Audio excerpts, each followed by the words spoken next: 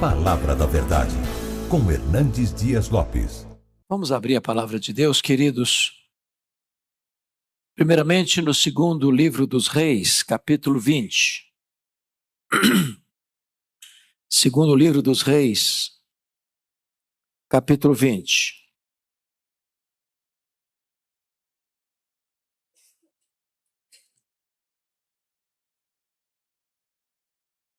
Versos de 1 a 11. Segundo Reis 20, versos de 1 a 11.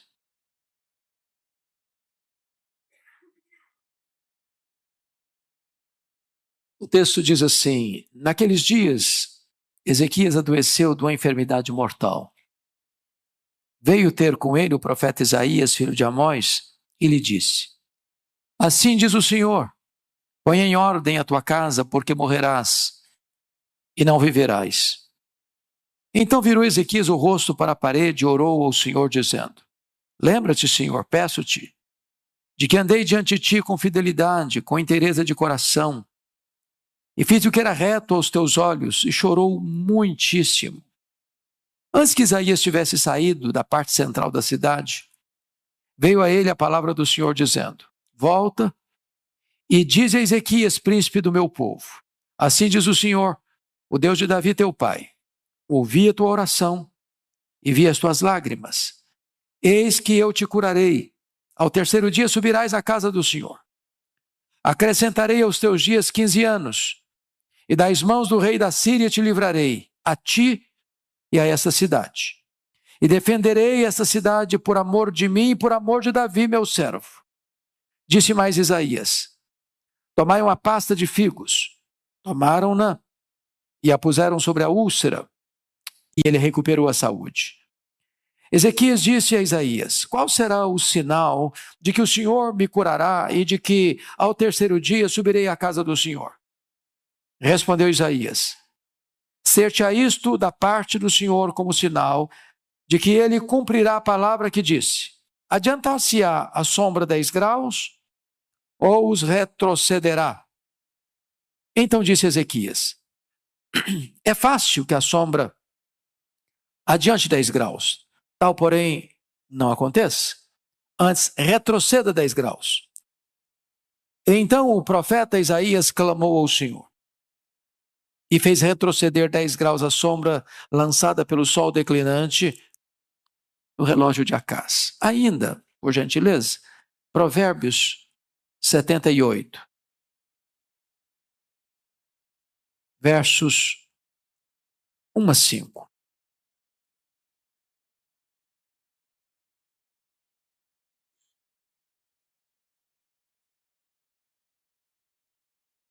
Provérbios, desculpem, meus irmãos. Quando eu estou falando provérbios, eu quero dizer salmos. Vocês acharam que tinha Provérbios 78, fala a verdade. Salmo 78. Então vamos lá. A igreja comigo agora. Salmo 78. Nós vamos ler até o verso 7, tá bom? Então vamos juntos. Escutai, povo meu, a minha lei. Prestai ouvidos às palavras da minha boca. Abrirei os lábios em parábolas, publicarei enigmas dos tempos antigos. Que ouvimos e aprendemos, que nos contaram nossos pais, não encobriremos a seus filhos. Contaremos à vindoura geração os louvores do Senhor e o seu poder e as maravilhas que fez.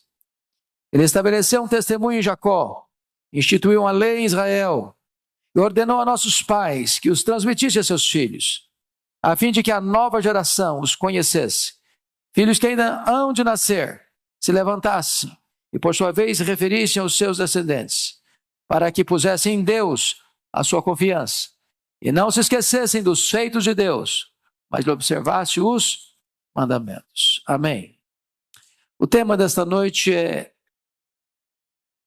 passando o bastão da fé às futuras gerações. A Bíblia diz que aquela geração que saiu do Egito eram 600 mil homens, além de mulheres, estrangeiros. num total aproximadamente 2 milhões de pessoas. Essa geração perambulou no deserto. E diz a Bíblia que por incredulidade eles não entraram na terra prometida.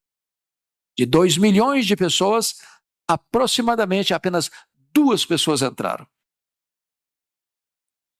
A geração que nasceu no deserto recebe a lei, a instrução da lei por Moisés, mormente no livro de Deuteronômio, e então entra na terra prometida. A terceira geração que nasceu na terra prometida já não conhecia a Deus mais. E então mergulha num longo período de mais de 300 anos, que é o período mais sombrio da história de Israel. A história dos juízes, de decadência política, econômica, moral e espiritual, desembocando numa terrível apostasia. Eles falharam em passar o bastão da fé às futuras gerações. Louvado seja Deus, talvez não seja a realidade hoje ainda tão gritante no Brasil. Eu acabo de vir de um encontro da família Luz para o Caminho, onde nós tínhamos aproximadamente 1.500 pessoas, tínhamos quase 300 crianças, quase 100 adolescentes, e isso traz uma alegria para a alma da gente. Porém, não é a realidade de outros continentes, de outros países. E isso é para nós um alerta, um aviso soleníssimo. Então, voltando para o texto lido de 2 Reis 20, gostaria de retratar esse fato na vida do rei Ezequias. O rei Ezequias começou a reinar em Judá, em Jerusalém, com 25 anos de idade.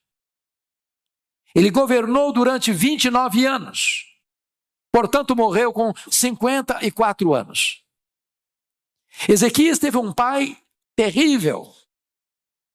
Seu pai era Acás, um dos homens mais perversos da história de Israel, mormente da tribo de Judá, ou do reino de Judá. Este homem era idólatra, feiticeiro, assassino, crudelíssimo. Este homem poluiu a casa de Deus, maculou a honra de Deus, fechou a casa de Deus, levantou altares a deuses pagãos, chegou a ponto de queimar seu próprio filho num sacrifício a deuses pagãos. Ezequias não teve berço, não teve instrução, não teve exemplo em casa. Poderia ser um bandido, poderia ter imitado seu pai e destroçado a sua vida. Mas diz a Bíblia que Ezequias, mesmo não tendo exemplo em casa, mesmo não tendo berço, resolve andar com Deus. Ser um homem temente a Deus. Ter um governo bem-sucedido. Experimentar um grande reavivamento espiritual. Fazer uma grande reforma espiritual. E a Bíblia chega a dizer que nunca ninguém foi igual a ele antes dele, nunca ninguém foi igual a ele depois dele, um homem singular no seu tempo, na sua geração. Porém, quando este homem está no 6º ano do seu governo,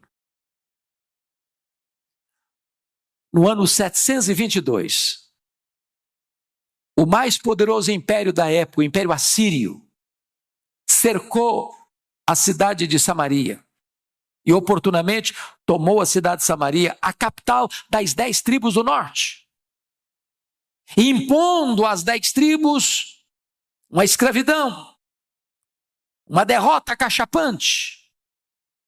E agora,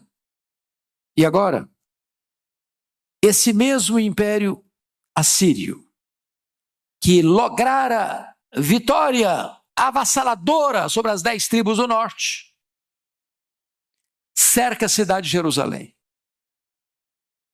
tinha mais de 180 mil soldados ao redor de Jerusalém, de inimigos armados, de um exército expansionista, guerreiro e sanguinário.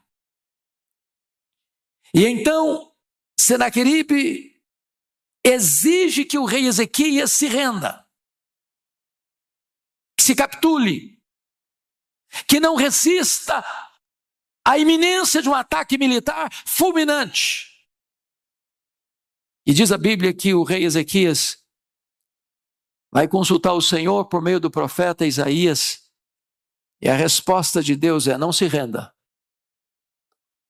Nenhuma flecha vai atingir a cidade de Jerusalém.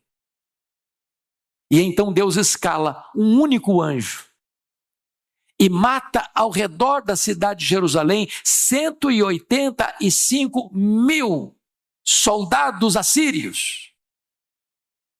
E Senaqueribe tem que voltar para sua terra. E ao voltar para sua terra e entrar num templo de um deus pagão, os seus próprios filhos o matam. Um grande milagre, um grande livramento. Mas Ezequias está agora com 39 anos, no auge do seu vigor físico, no auge da sua administração bem-sucedida, laureado de poder, de glória, de fama, quando ele cai enfermo, uma doença mortal, uma úlcera que médico nenhum do seu tempo pôde curar. Não bastasse esse diagnóstico tão sombrio, Deus envia ao palácio o profeta Isaías, com uma ordem expressa ao rei: põe em ordem a tua casa, porque morrerás e não viverás. É uma sentença, não só de morte, mas uma missão urgente. Porque ninguém está preparado para morrer se a sua casa ainda não estiver em ordem. E a casa é mais do que a vida. A casa é mais do que bens. A casa é mais do que fortunas. A casa são a família, a descendência, as pessoas. E diz a Bíblia que quando ele recebe esse ultimato de Deus, essa sentença de morte de Deus e essa exigência peremptória de Deus, o rei tão rico, tão poderoso, não tem mais nada a não ser uma parede, e para a parede ele se volta, e diz a Bíblia que ele orou fervorosamente, que ele chorou copiosamente, e que Deus ouviu rapidamente, e que Deus viu imediatamente, e que Deus respondeu completamente, trazendo resposta de esperança para ele. O profeta não tinha saído do centro da cidade ainda, quando Deus disse para Isaías: volta lá, volta lá. E diz para Ezequias, príncipe do meu povo, que eu ouvi a sua oração, que eu vi as suas lágrimas e que eu o curarei da sua doença. E no terceiro dia ele estará na minha presença na casa de Deus. E mais, eu livrarei Jerusalém do poder da Síria. Diz a Bíblia que o profeta então retorna ao palácio para dar essa boa notícia para o rei. E ele pergunta para o profeta: qual é a prova que eu tenho que Deus vai me curar? Qual é a prova que eu tenho que no terceiro dia eu vou estar na casa de Deus? E o profeta perguntou para ele: o que você acha mais fácil? O que você quer? Que a sombra do relógio retroceda 10 graus ou que avance 10 graus? E o rei disse: já que Deus vai fazer um milagre, eu quero o maior. Porque todo relógio, se você perceber, para frente ele anda, mas você nunca viu um relógio andar para trás. Já viu? Ele adianta, mas o ponteiro voltar não volta. Que retroceda 10 graus. E diz a Bíblia que o profeta ora a Deus, e Deus interfere na estrutura do universo, e a sombra retrocede 10 graus, para que o rei Ezequias pudesse ter consciência e convicção de que a mão onipotente de Deus é que estava agindo em seu favor. Agora não apenas um livramento militar extraordinário, mas agora uma cura miraculosa. Pois bem, esse milagre foi tão extraordinário e foi tão glorioso que diz a Escritura que veio um povo de longe um novo reino que estava se formando, a Babilônia, para visitar o rei Ezequias, para trazer presentes para o rei Ezequias, para diplomaticamente alegrar-se com o rei Ezequias, pelo grande livramento militar, pela cura milagrosa. A grande pergunta é, como é que esse rei reagiu diante desse milagre? Vamos dar uma olhadinha no texto paralelo de 2 Crônicas 32. Confira comigo. 2 Crônicas 32, versículo 24 e 25. Eu queria que a igreja lesse comigo, por gentileza.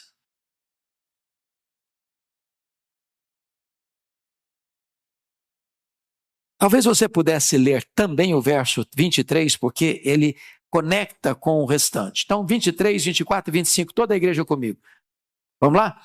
Muitos traziam presentes a Jerusalém, ao Senhor, e coisas preciosíssimas a Ezequias, rei de Judá. De modo que, depois disso, foi enaltecido à vista de todas as nações. Naqueles dias, adoeceu Ezequias mortalmente. Então orou o Senhor, que lhe falou e lhe deu um sinal. Mas não correspondeu Ezequias aos benefícios que lhe foram feitos, pois o seu coração se exaltou, pelo que houve ira contra ele, contra Judá e Jerusalém. Preste bem atenção aqui. Depois de um milagre tão grande, de um livramento militar, que trouxe impacto nas nações, conforme você leu aí, em 2 Crônicas, depois de uma cura extraordinária, em vez desse homem se render a Deus em gratidão, em louvor, em adoração, diz a Bíblia que o seu coração se exaltou. Se exaltou. É muito triste isso. É lamentável isso. E agora eu queria que você percebesse o que vai acontecer em virtude de um homem receber um milagre, porque um milagre é um privilégio, mas é uma responsabilidade também. Então vamos ver o que aconteceu? Volta lá para 2 Reis 20 e vamos continuar a leitura a partir do verso 12 até o versículo 15. E eu peço à igreja novamente para ler comigo. 2 Reis 20, a partir do 12 até o 15. Vamos todos juntos, vamos ler. Nesse tempo, Merodach-Baladã, filho de Baladã, rei da Babilônia, enviou cartas e um presente a Ezequias, porque soube que estivera doente. Ezequias se agradou dos mensageiros e lhes mostrou toda a casa do seu tesouro, a prata, o ouro, as especiarias, os óleos finos, seu arsenal, tudo quanto se achava nos seus tesouros. Nenhuma coisa houve, nem em sua casa, nem em todo o seu domínio, que Ezequias não lhes mostrasse. Então Isaías, o profeta, veio a Ezequias e lhe disse: que foi que aqueles homens disseram? E de onde vieram a ti? Respondeu Ezequias: uma terra longínqua, vieram da Babilônia. Perguntou ele: que viram em tua casa? Respondeu Ezequias: viram tudo quanto há em minha casa. Coisa nenhuma há nos meus tesouros que eu não lhes mostrasse. Então preste atenção aqui, preste atenção aqui. Quando vem essa comitiva diplomática da Babilônia, o que ele fez? Depois de 2 milagres, ele mostrou quão rico ele era, quão poderoso ele era, quão extraordinário ele era, quanto ouro ele tinha, quanta prata ele tinha, quantos tesouros ele tinha. Ele se exaltou, ele se engrandeceu. Ele não deu uma palavra sequer de honra a Deus, de gratidão a Deus. Eu fui liberto, mas não foi por minha força, não foi pelo meu exército, foi pela mão de Deus. Eu fui curado, não foi porque eu sou forte ou porque os médicos foram os instrumentos. Não, Deus me curou de uma maneira milagrosa. E é a Ele que eu quero render gratidão. Não, Ele não fez nada disso. Nada disso. Agora veja. A partir do verso 16, vamos seguir a leitura. Vamos ver o que o profeta diz para ele agora diante dessa atitude dele. Verso 16, comigo. Então, disse Isaías a Ezequias: ouve a palavra do Senhor. Eis que virão dias em que tudo quanto houver em tua casa, com que entesouraram teus pais até os dias de hoje, será levado para a Babilônia. Não ficará coisa alguma, disse o Senhor. Dos teus próprios filhos que tu gerares, tomarão para que sejam eunucos no palácio do rei da Babilônia. Então disse Ezequias a Isaías: boa é a palavra do Senhor que disseste, pois pensava, haverá paz e segurança nos meus dias. Vamos interpretar o que está acontecendo aqui.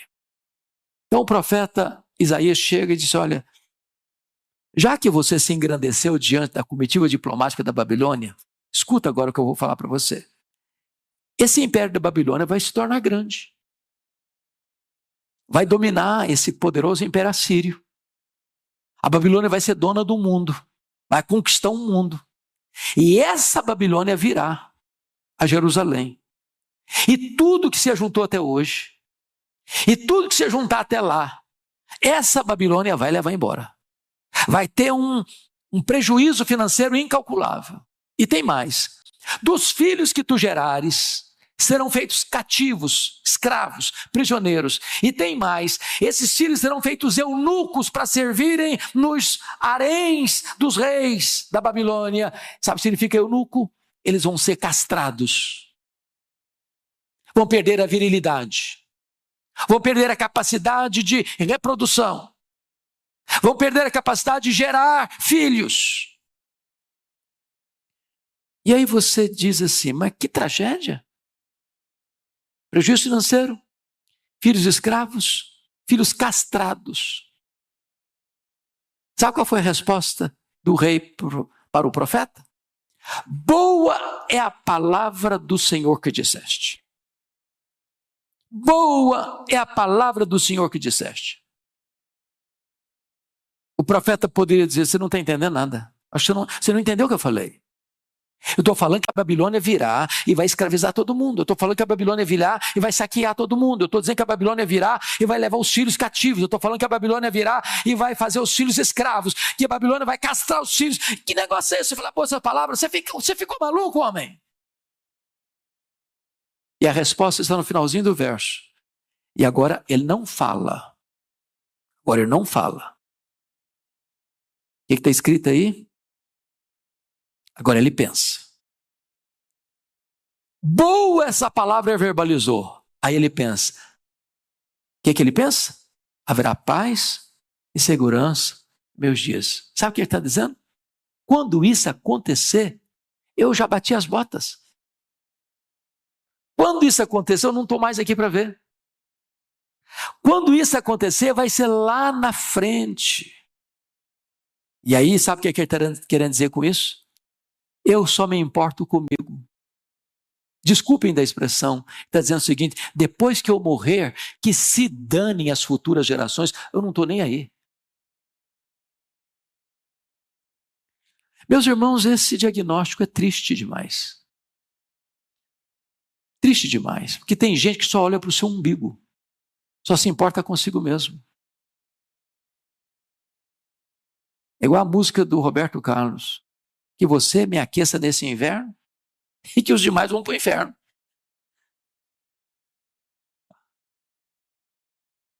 Qual é o grau de compromisso que você e eu devemos ter com Deus com respeito a passar o bastão da fé para os nossos filhos, para os nossos netos, para as futuras gerações? Primeiramente, preste atenção à ordem que Deus mandou dar para Ezequias. Ponha em ordem a tua casa. Vamos ver se ele cumpriu pelo menos essa ordem? Vamos seguir a leitura no capítulo 21, por gentileza. Hoje nós vamos ler bastante Bíblia, e a Bíblia fala por si mesma, então vamos ler. Vamos dar uma lidinha no 21, de 1 a 9, porque você vai ver o que ele fez, o que aconteceu. Então vamos comigo, a partir do versículo 1, 21 primeiro. Tinha Manassés 12 anos de idade, quando começou a reinar. Reinou 55 anos em Jerusalém. Sua mãe se chamava Esvizibá. Fez ele o que era mal perante o Senhor, segundo as abominações dos gentios que o Senhor expulsara de suas possessões diante dos filhos de Israel. Pois tornou a edificar os altos que Ezequias, seu pai, havia destruído. E levantou altares a Baal e fez um poste ídolo, como o que fizera Acabe, rei de Israel, e se prostrou diante de todo o exército dos céus, e o serviu. Versículo 4. Edificou altares na casa do Senhor, da qual o Senhor tinha dito: em Jerusalém porei o meu nome. Também edificou altares a todo o exército dos céus, nos 2 átrios da casa do Senhor, e queimou a seu filho como sacrifício.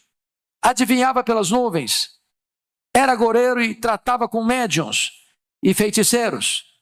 Prosseguiu em fazer o que era mal perante o Senhor, para o provocar a ira. E aqui, versículo 9, comigo toda a igreja. Eles, porém, não ouviram. E Manassés, de tal modo, os fez errar, que fizeram pior do que as nações que o Senhor tinha destruído diante dos filhos de Israel. Agora leia o 16 comigo. Além disso, Manassés derramou muitíssimo sangue inocente, até encher Jerusalém de um ao outro extremo, afora o seu pecado, com que fez pecar a Judá, praticando o que era mal perante o Senhor. Pensa num homem endemoniado. Pensa num homem louco. Pensa num homem depravado, moral, espiritual, emocionalmente falando. Quando eu leio, pastor Arival, esse texto, dá a impressão para mim que é de uma birra do pai, porque não é possível. Tudo que o pai fez, ele desfez. Agora, eu peço que você observe comigo uma coisa. Quantos anos Deus deu mais a Ezequias quando o curou? Quantos anos? 15 anos. Segunda pergunta. Com quantos anos o Manassés, filho dele, começou a reinar? 12 anos. Qual a conclusão que você chega? Você chega à conclusão que o Manassés nasceu no 3º ano, depois de 3 anos que foi curado. Qual foi a ordem que Deus deu para ele? Põe em ordem a tua casa. Ele sabia que esse menino era herdeiro do trono. O que ele devia ter feito? Eu vou fazer do meu filho um discípulo. Eu vou ensinar meu filho, eu vou andar com meu filho, eu vou instruir meu filho, vou passar o bastão da fé para o meu filho. Eu vou colocar como alvo maior da minha vida, colocar minha casa em ordem, sobretudo porque o meu sucessor precisa também temer a Deus, precisa guiar essa nação pelos caminhos de Deus. O meu filho não pode errar, porque ele vai ser o meu sucessor. O que passa a Bíblia, ele não fez nada disso. Ao contrário, com 12 anos o menino estava totalmente com a cabeça virada. Totalmente com a cabeça virada. Um adolescente inconsequente que assume o governo como um adolescente e faz tudo errado e desfaz tudo de bom que o pai fez e encheu Jerusalém de deuses falsos. O cara era agoureiro, o cara era feiticeiro, o cara era idólatra, o cara matou seu próprio filho num altar pagão. O camarada encheu Jerusalém de muitíssimo sangue inocente. Segundo os historiadores, foi ele que mandou serrar o profeta Isaías ao meio. Um monstro. Por quê? Porque o pai não passou para ele o bastão da fé. Agora, você vai comigo lá para Jeremias. Profeta Jeremias, abra lá comigo, por gentileza. Você vai ver algo tremendo, dramático que está escrito aí. Jeremias 15.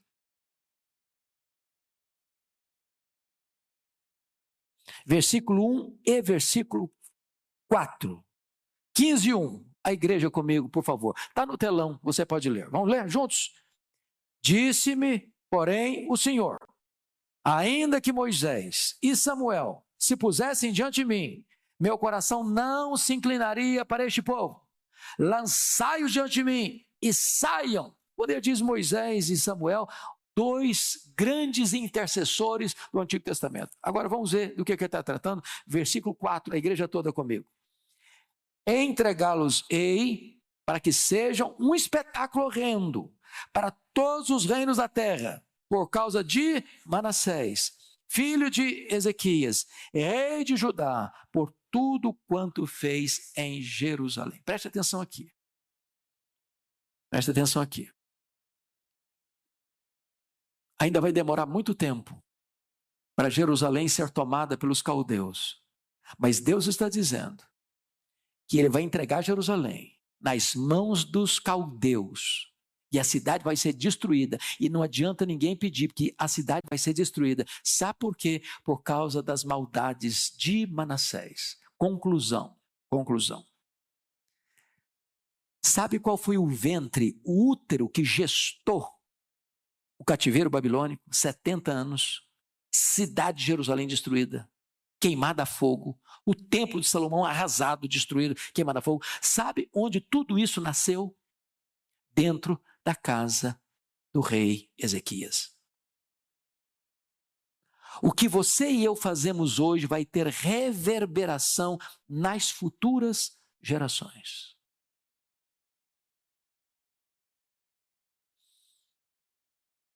É lamentável que Ezequias tenha tido essa atitude.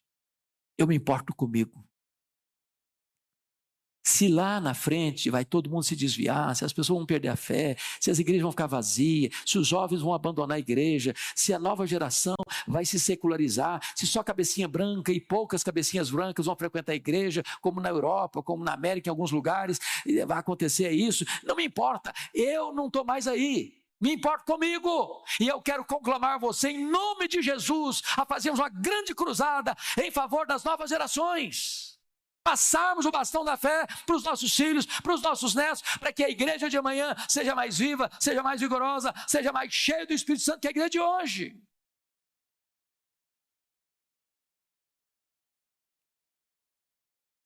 Alguém disse que Davi salvou o mundo e perdeu a sua família.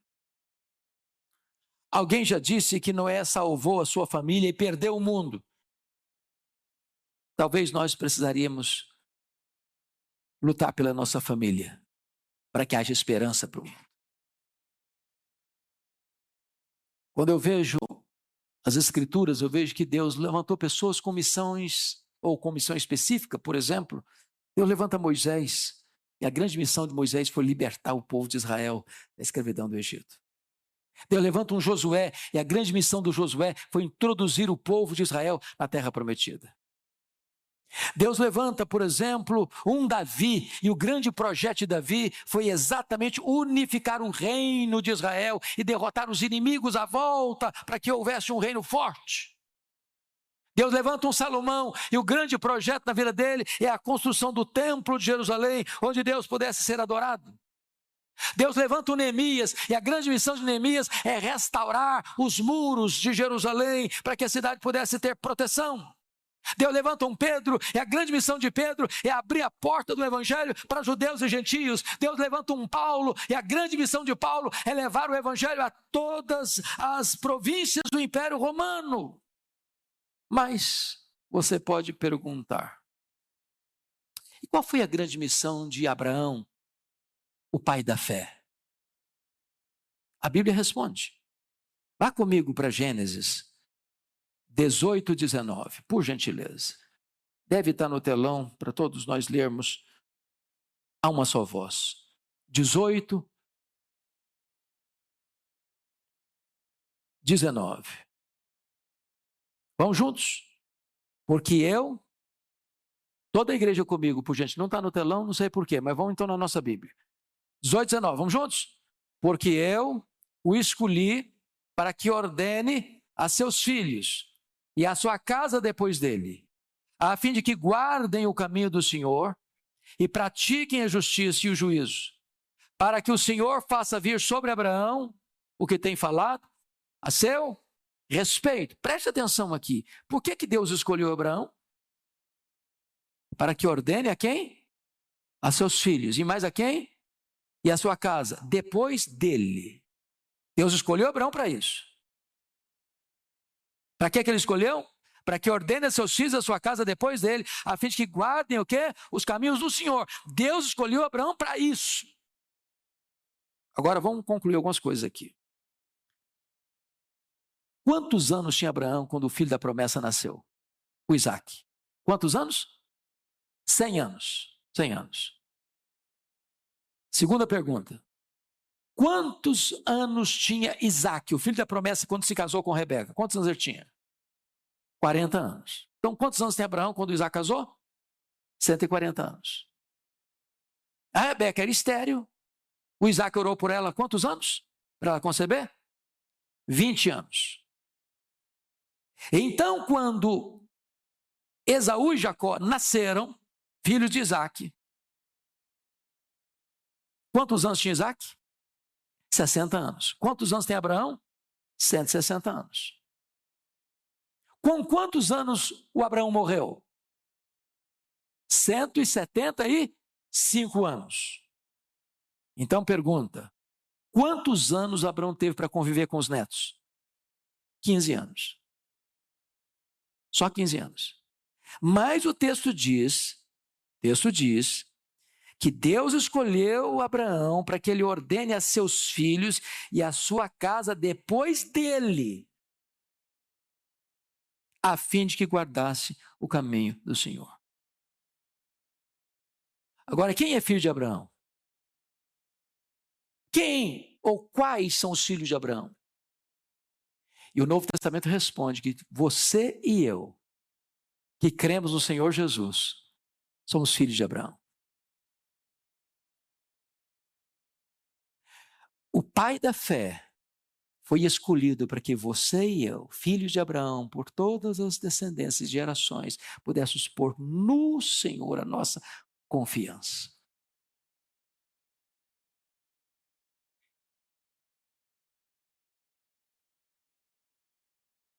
Eu gosto de ler biografias, que a gente aprende com os acertos e com os erros também. E se há um homem no Antigo Testamento que foi mencionado aqui em Jeremias 15:1, Samuel, intercessor, que merece nosso respeito, este homem era Samuel.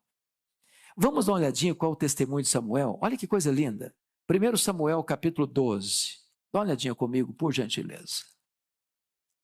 1 Samuel 12. Olha que testemunho belíssimo. Normalmente nós que estamos aí às vésperas de uma eleição, olha o testemunho de um homem público. Olha que beleza de testemunho que esse homem tem. 1 Samuel 12, versos de 1 a 5. Toda a igreja comigo, por gentileza. Vamos juntos?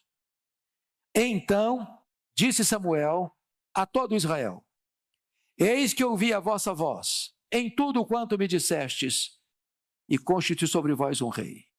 Agora, pois, eis que tendes o rei à vossa frente. Já envelheci, estou cheio de câncer, e meus filhos estão convosco. O meu procedimento esteve diante de vós, desde a minha mocidade até o dia de hoje. Eis-me aqui, testemunhai contra mim perante o Senhor e perante o seu ungido. De quem tomei o boi? De quem tomei o jumento? A quem defraudei? A quem oprimi?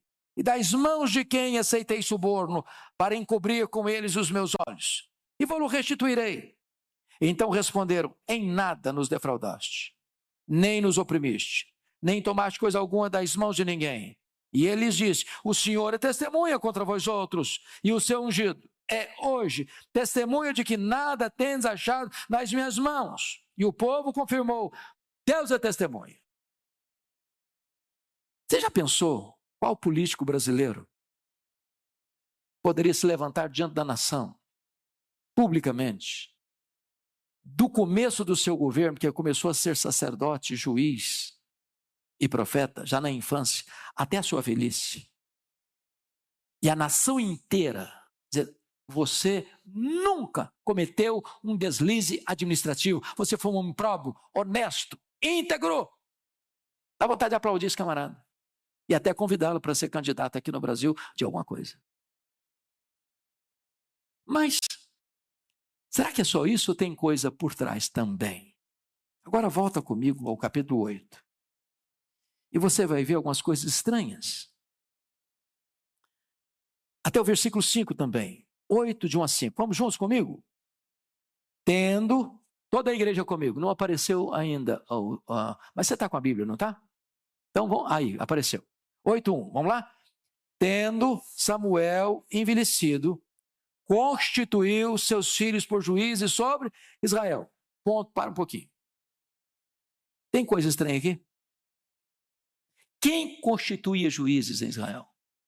Deus. Quem está constituindo os filhos como juiz aqui? Samuel. Como é que a gente chama isso aqui no Brasil? Nepotismo.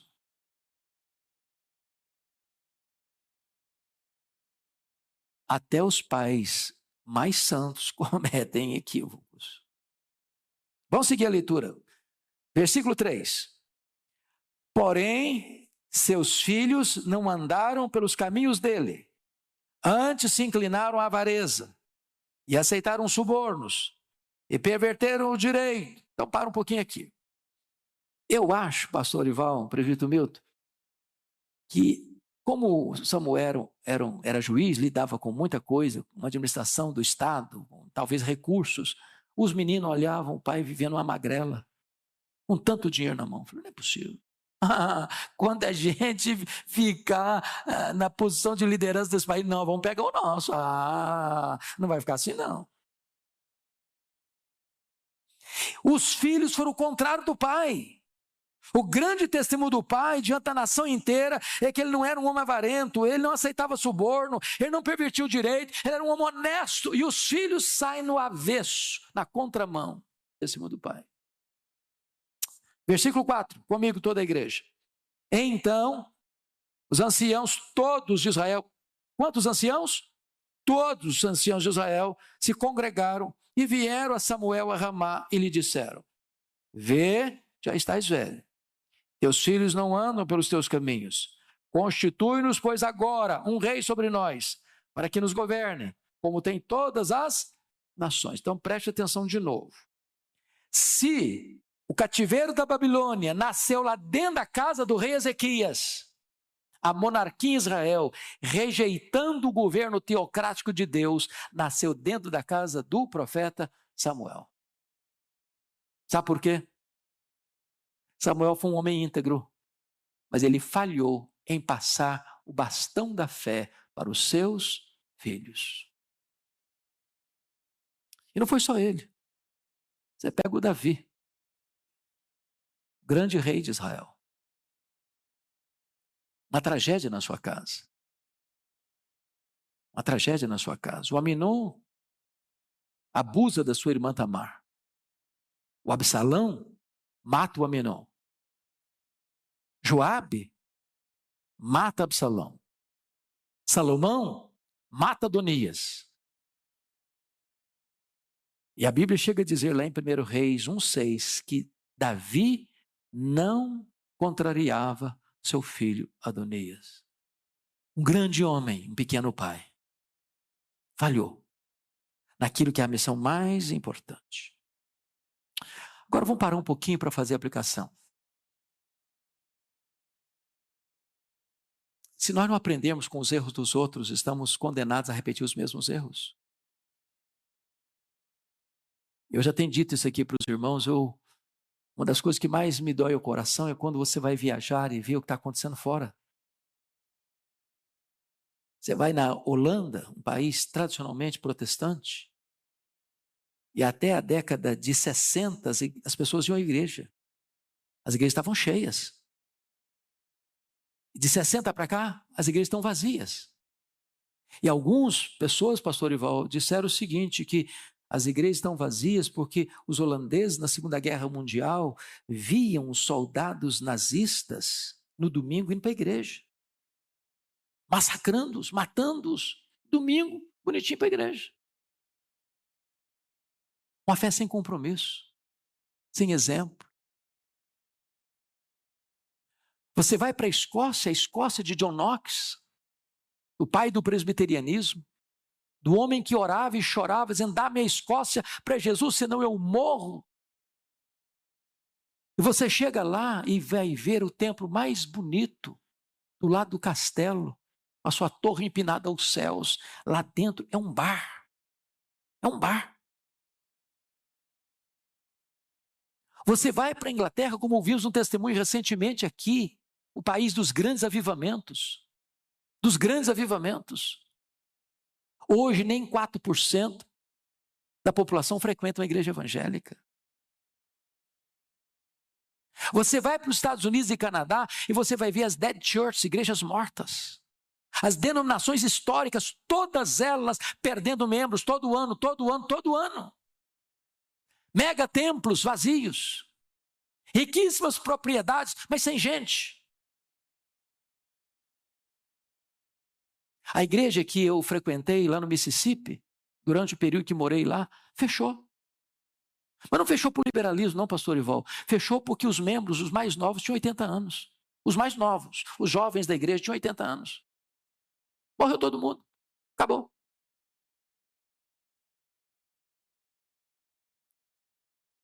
Se você parar para perceber, os mesmos riscos que mataram as igrejas lá estão matando igrejas aqui no Brasil, e é preciso acordar para isso.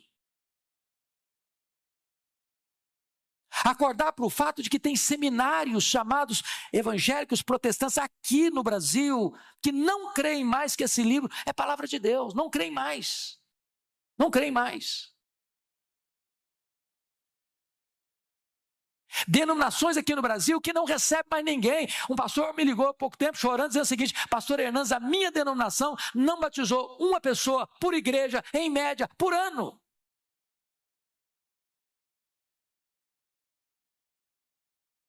E eu queria conclamar você, meu irmão, agora, a voltar para o texto que nós lemos lá no começo do Salmo 78, para ver qual é a nossa posição e o nosso compromisso. E eu termino.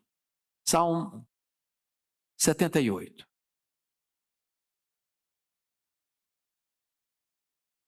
Salmo 78.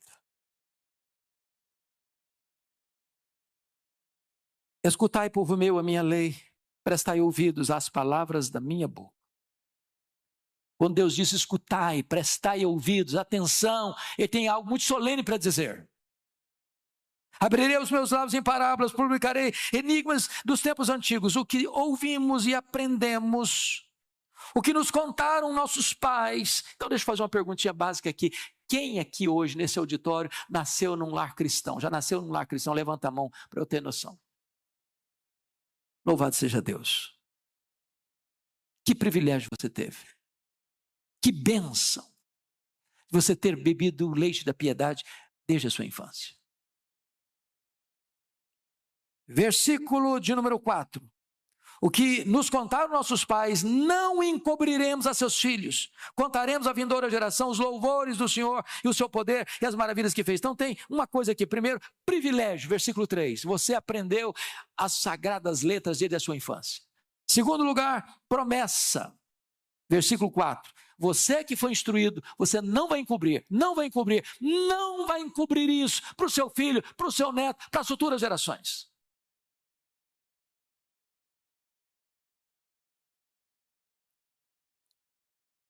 Hoje nós temos muitos recursos visuais nas mãos. O pastor Ival estava me falando da geração, né, pastor, que está pensando pouco porque está vendo muito vídeo. Você já percebeu isso? A gente está vendo isso, os pais não conseguem controlar os meninos direitinho, e aí o menino fica peralta um pouquinho, você bota um vídeo na frente dele, o bichinho para na hora. Para na hora. É uma anestesia. O que está vendo você não sabe. Você não tem tempo para acompanhar. Os heróis das crianças hoje é o Batman, é o Homem-Aranha. Mas os heróis da Bíblia eles não conhecem. Estamos falhando em passar o bastão. É preciso ter um plano. Não encobriremos aos seus filhos, contaremos à vindoura geração os louvores do Senhor e o seu poder e as maravilhas que fez. Mas como é que eu vou contar as maravilhas que Deus fez se eu nem conheço Bíblia? A nossa geração não está lendo Bíblia. Os pais com crianças pequenas não estão lendo Bíblia, e se não estão lendo, e se não conhecem, e se não se aprofundam, e se não deleitam-se nessas verdades, como é que eles vão passar para os seus filhos?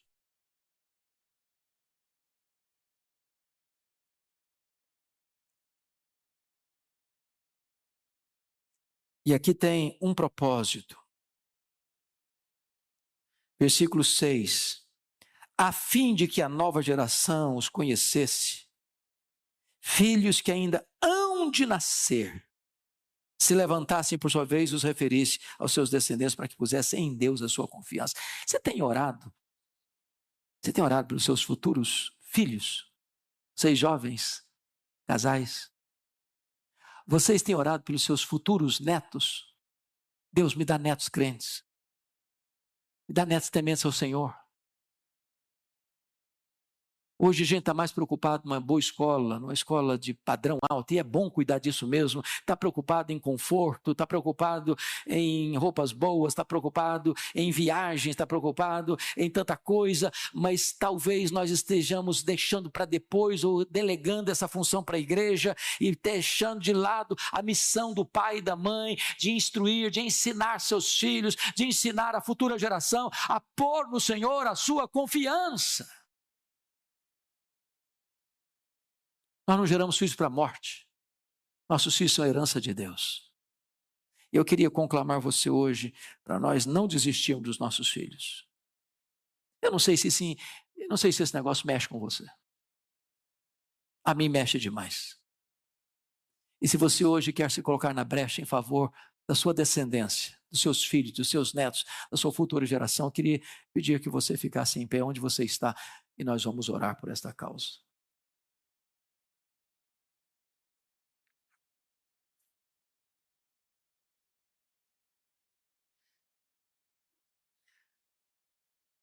Ó Deus de toda graça,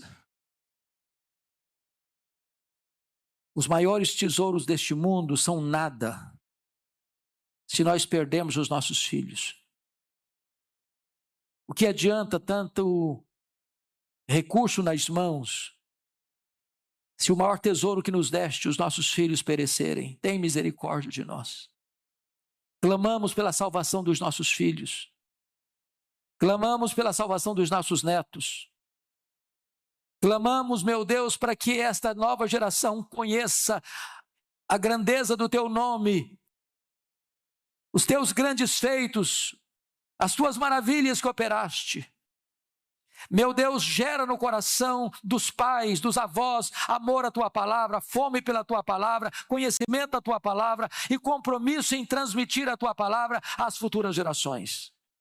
Que nós não falhemos em passar o bastão da fé às futuras gerações. Tem misericórdia de nós. Dá-nos alegria de ver, Deus,